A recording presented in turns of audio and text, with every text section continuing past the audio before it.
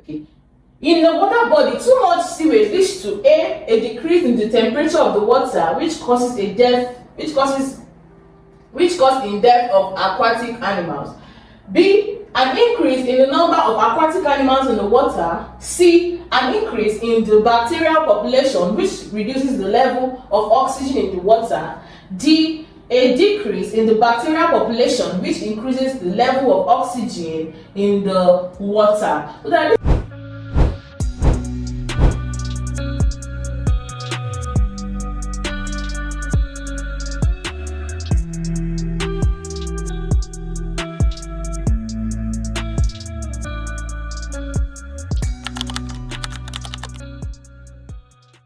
this is under the topic pollution. We're talking about pollution in this particular question.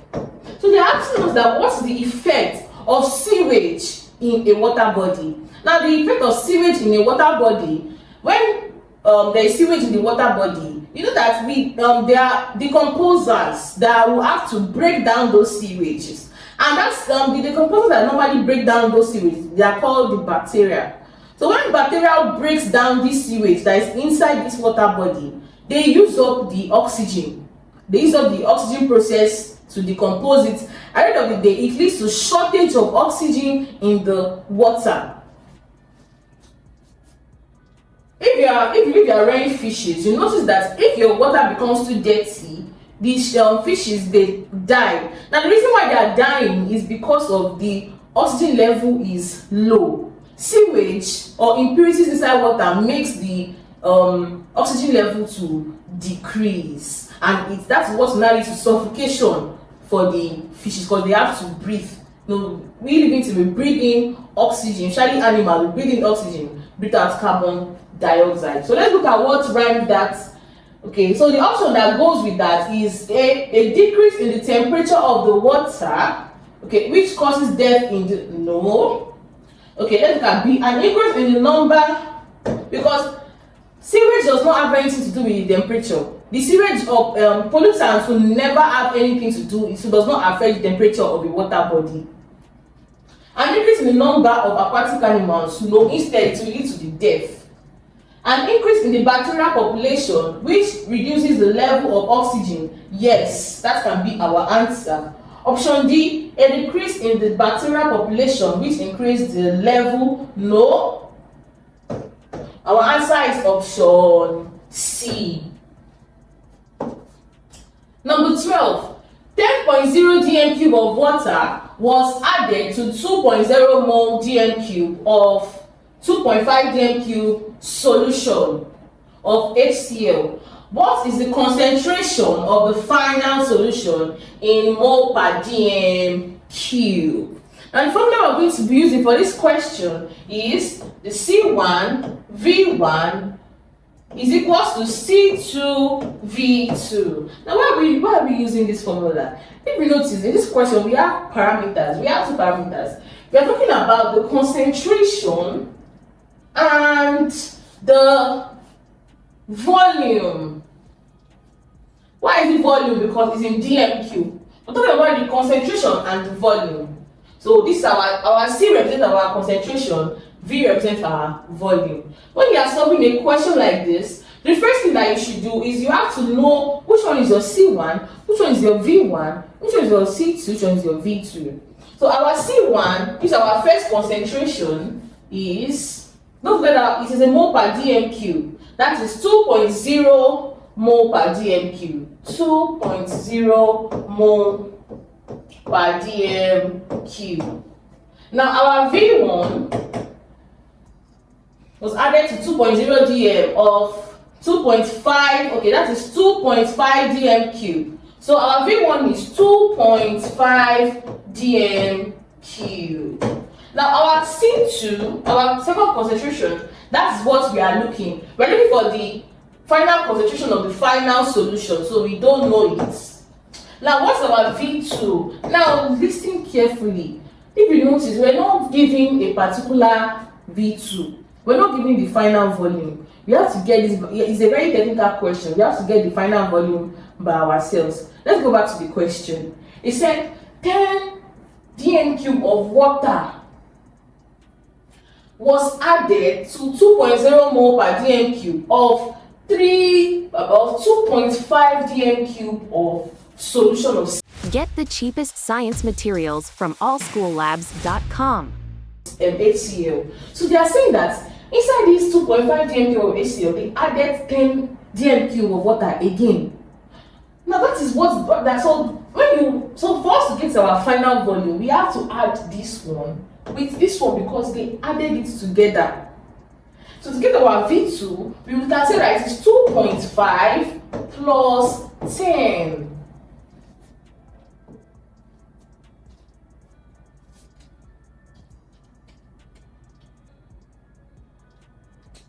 That will give us 12.5. Okay, so now that I've gotten that our V2 is 12.5, let's make C2 result of formula. So we can say that if we divide both sides by V2, we can say that then let me divide this place. Then we can say that C2 will be equals to C1 V times V1 all over V2. Now what's our C1? That is going to be 2 times, what's the V1? 2.5 divided by 12.5. Now let's type it in our calculators.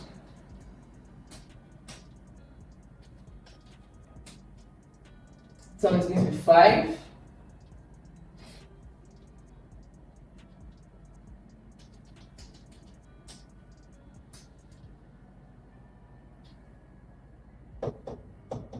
So our answer is 0.4 mole per dm cube.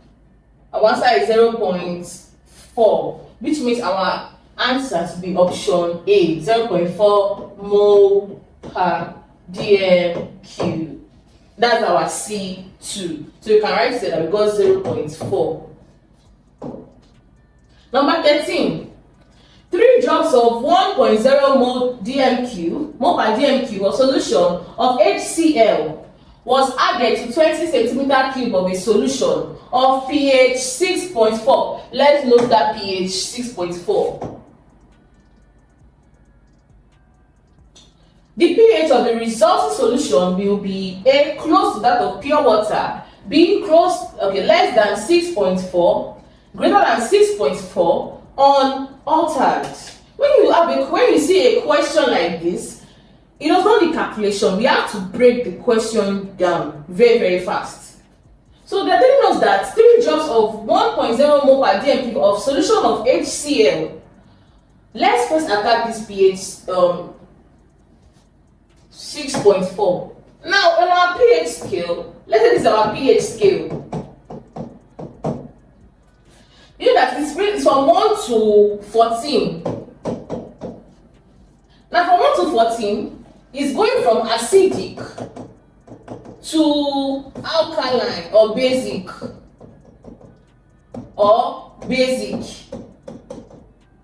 And the neutral is 7. So that means 1, 2, 3, 4, 5, 6 acidic, 7 is basic, 8, 9, 10, 11, 12, 13, 14. This is the basic.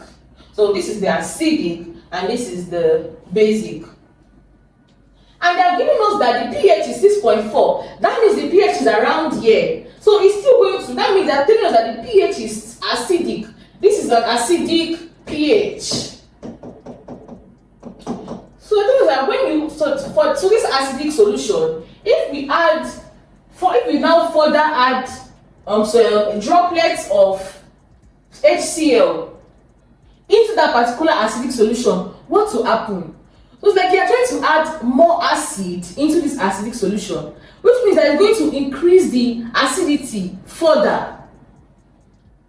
When it's increasing the acidity further, that means it's going to be going backward like this. Because we can see that if the basicity is 1, we can see that 1 is, if the pH is 1, we can see that it's very, very, very acid is acidic. If it is 2, very acidic. If it's 3, you can say very acidic. But when I come to 4, okay, it is like acidic. 5, low acidity. 6, low acidity. So as we're coming from here to here, the acidity is reducing.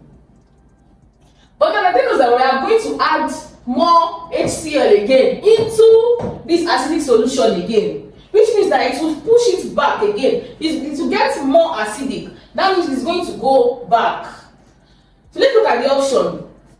So the resulting pH of the solution will be A, close to that of pure water, B, less than 6.4, C, greater than 6.4, D, unaltered. Now, Run quick tests and analysis. Visit analysis.africa. I said that HCl is acidic because HCl is an acid. Why? It contains hydrogen. Compounds that have hydrogen in them are acidic. And if they have OH in them, they will be basic.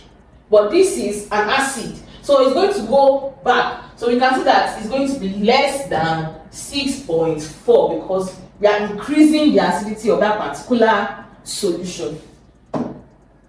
Number 14. Which of the following substances is not a salt? Now, what are salts? What are salts?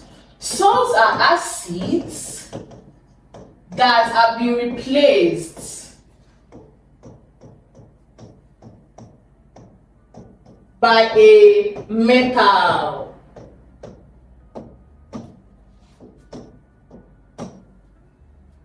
For example, we can say, we have H2SO4. This is sulfuric acid. Now let us replace this with sodium.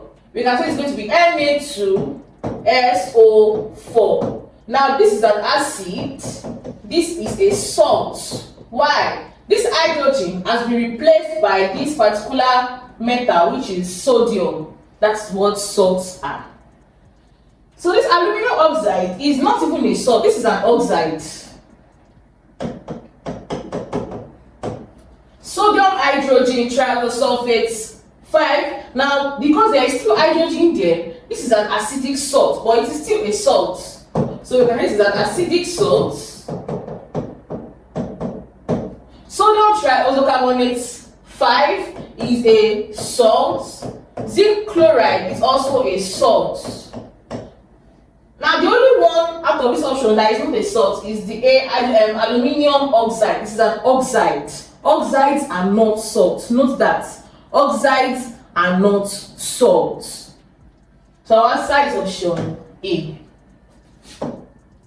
Number 15. An insoluble salt can be prepared by the reaction of triisocarbonate 5 with an acid. B, double decomposition. C, the action of a dilute acid on an insoluble base. D, the reaction of metals with an acid. So we are trying to say that we want to prepare an insoluble salt. How can we prepare an insoluble salt? Now, the reaction of a triisocarbonate with acid. Now, if we react a triisocarbonate, it will always give us a soluble salt. Double decomposition will gives us insoluble salts. Action of dilute acid on a soluble base. Dilute acids will always, in fact, this basis of because of the acid is dilute, it's going to give us a soluble salt. Don't mind this insoluble base that is there, does not have any impact. Soluble salts. The reaction of metals with an acid. When metals react with acid, don't forget they give you salts, and they will also give you H2 gas. And this salt that they give is soluble salts, especially the alkaline metals. So our answer, the best answer here is option B, which is double decomposition. Number 16. 2H2O plus 2F2 to give us 4HF plus O2. In the reaction above, the substance that is being reduced is what? Now this is redox reaction, which is reduction and oxidation. Reduction and oxidation. So they want to tell, they're asking us that which of, in this particular equation, which of the substance is being reduced. Now when you see this kind of question, these ones cannot even be your answer. The products cannot be your answer. You are looking for your answer in the reactant side. So your option, you can just go and you can just like, okay, we have HF, you can just go and cross this, or you can just cross this. Then you know that your answer is in between H2 and F2. Now when a substance goes through reduction, we can say that is the removal of oxygen. We can say that it is the addition of hydrogen. While for oxidation is the addition of oxygen. And we can say that it is the removal of hydrogen. We can also say that oxidation can also be the loss of electron,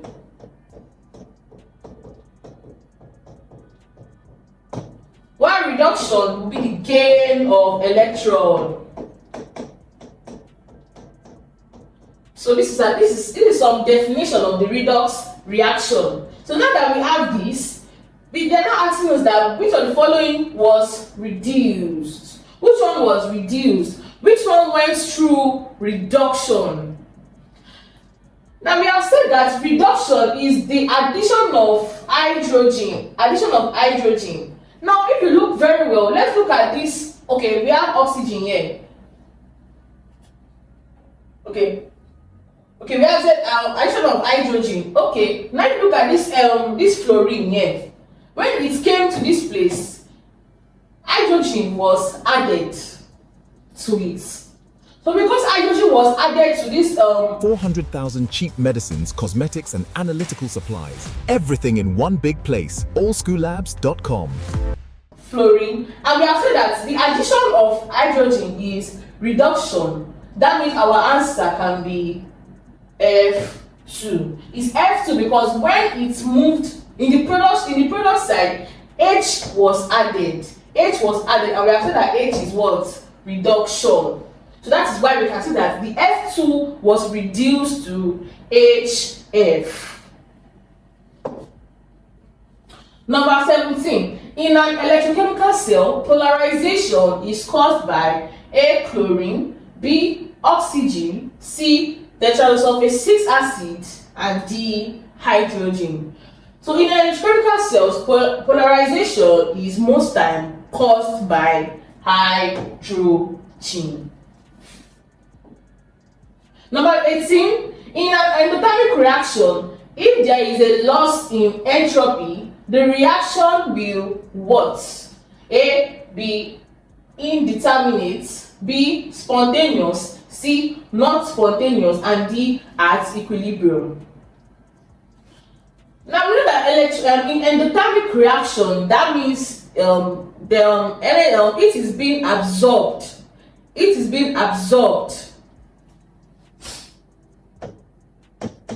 And it's going to be positive because it's endothermic reactions. Why? Because it absorbs it from its environment.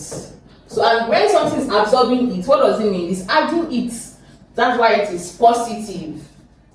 And I say that if there is a loss in the entropy, the reactant will be.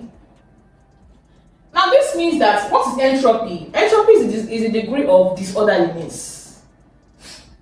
So if this reaction is taking place, this reaction is endothermic, but the entropy is decreasing. In the kinetic theory of matter, you'll be told that for reactions to happen, the particles must collide with one another. There must be collision of particles in the collision theory. But here they're saying that the entropy is reducing. That means less products are being formed.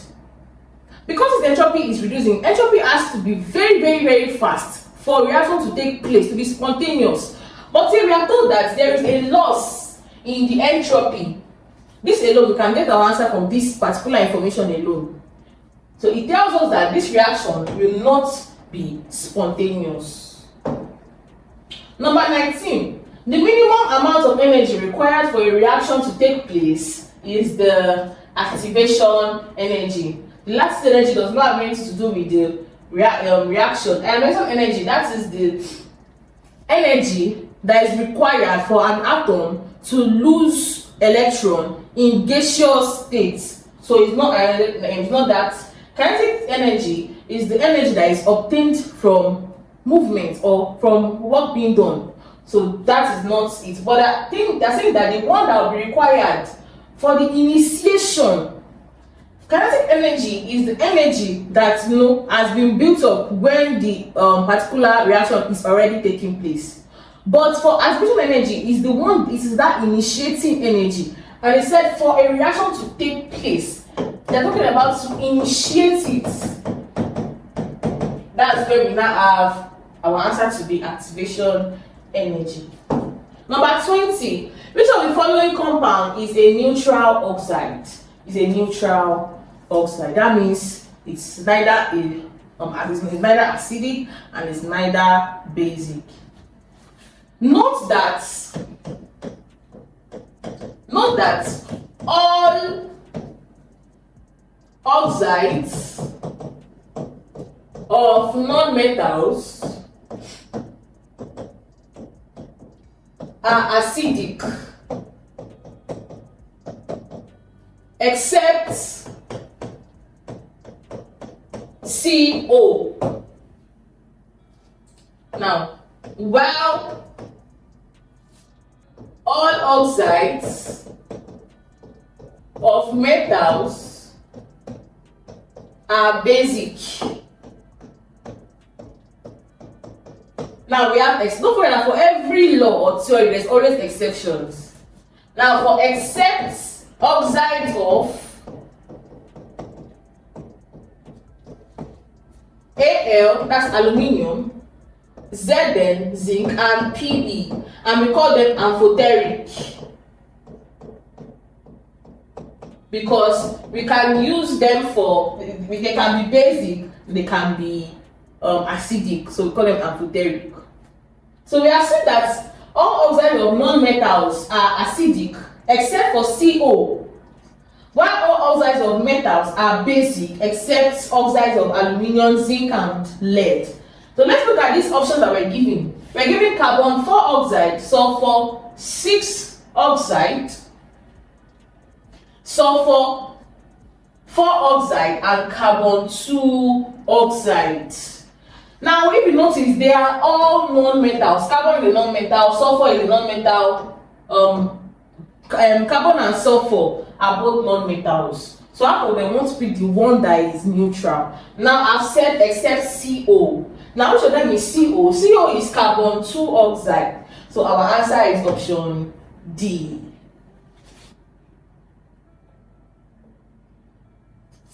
Number 21.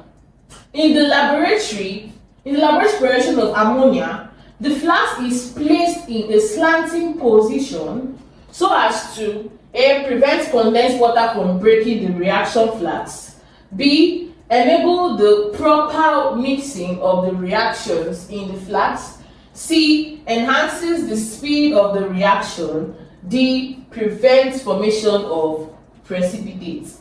Now, when we are preparing ammonia, we slant the bottle, and this is to prevent the water from breaking the glass. If it is upright, this steam or this condensed water can break this glass. So in the laboratory, they tilt this particular flask in order to prevent the glass from breaking. Our answer is option A. Number 22. Which of these gases is employed as an anesthesia? Now, what are anesthesia? Anesthesia, they are used, to sedate patients. to sedate patients. For example, some patients, they want to go through a particular surgery and don't want them to feel the pain. So that's what anesthetics, that's what they are called. So we want to know that which of these particular gases is employed for anesthetic. We have N2O, B we have NO2, C we have NH3, D we have NO. So out of all these options, the one that can best be used for this anesthetic is the N2O, because we also call it the laughing gas.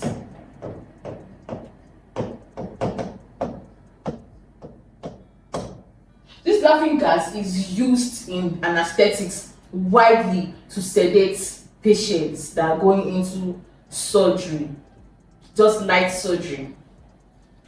So our answer is option A.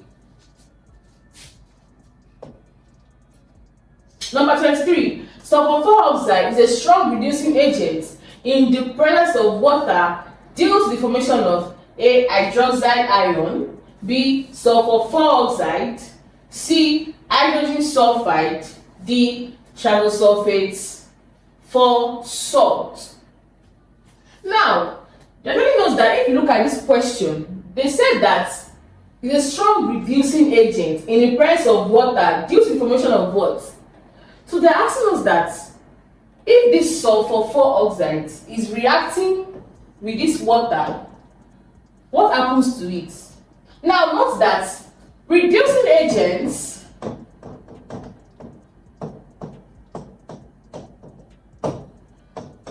at the end of the reaction, they'll get themselves oxidized. But oxidizing agents will get themselves reduced. So when you see a question like this, in the option, just look for which of these particular ones went through which of them was oxidized, because reducing agents will be oxidized, oxidizing agents will be reduced, and Run credible medical tests and chemical analysis here, from malaria to HIV tests. Of the reaction. Now they're saying that this sulfur oxide, this is SO2. Now they're saying that SO2 was a strong reducing agent. So now I want to look for why, because now the reason why it was oxidized. Now from the option, don't forget that what's oxidation? Removal of hydrogen, addition of oxygen, loss of electron. Because of that, we can also say that, so let's look for these options here that underwent this particular oxidation. Now we have OH ion, so for 6 oxide, that is SO4, H2S for hydrogen sulfide, natural sulfate for salt, that is SO3. Now we have to look for which one was the oxygen. Okay, which one was oxygen added? Which one was oxygen added? Why? Because that's what they call oxidation. It's the addition of oxygen. Now, for this particular one, hydrogen was added, so it's not our answer.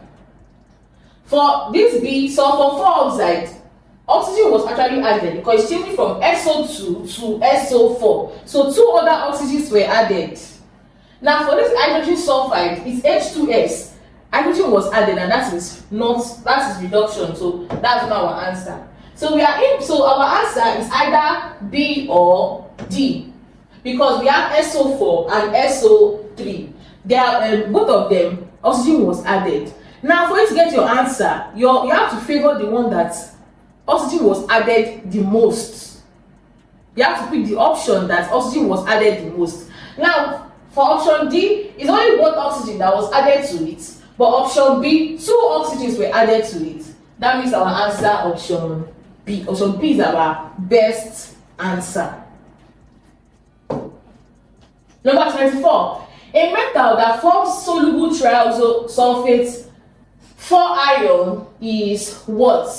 Now, what you should note in this question, that saying, the question is saying that which metal will form a soluble salt. That's what they're just telling you. They're just asking us that which metals will form soluble salts. Now, notice that all group 1 metals, all group 1, or we can call them the alkaline metals, all alkaline metals will form soluble salts.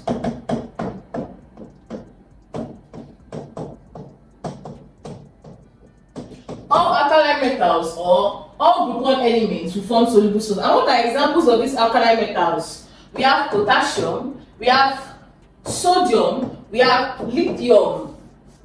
So these particular elements, when they replace an acid to form a salt, is always going to be soluble. So let's look at, out of these particular ones, which one belongs to group 1? Barium, no. Potassium, yes. Manganese, no. Aluminium, no. So our answer is option B, potassium. 25. Copper is displaced from the solution of its salt by most metals because A, it is the transition element, B, is at the bottom of the activity series, C, it is very reactive, D, it has completely filled 3D orbitals. So they're asking us that why is copper displaced from the solution by most metals? Now, copper is an electropositive element. We have this a series that is called the electropositivity series. It starts from potassium, sodium, calcium, magnesium, aluminium, zinc, iron, tin, lead, hydrogen, copper, mercury, silver, and gold. So going from year to year, it is called the electropositivity series.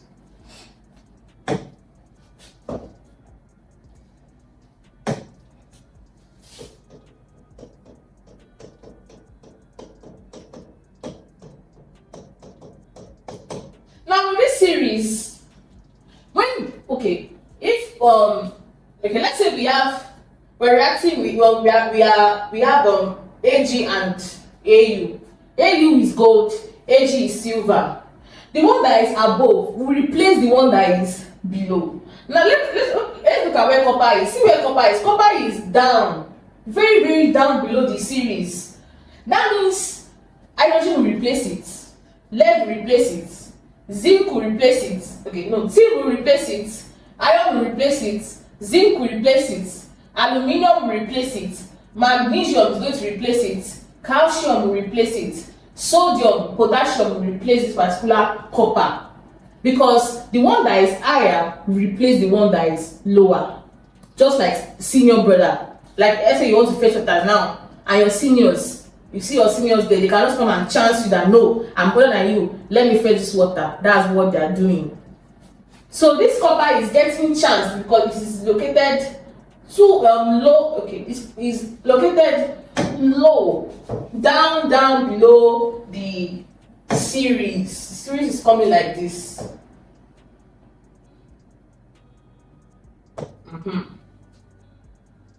Okay, so answer is option B. It is at the bottom of the activity series. Hi, I'm sure you enjoyed the video you just watched. To see more content as that, preparing you for your upcoming exam, make sure to smash the subscribe button and turn on notification.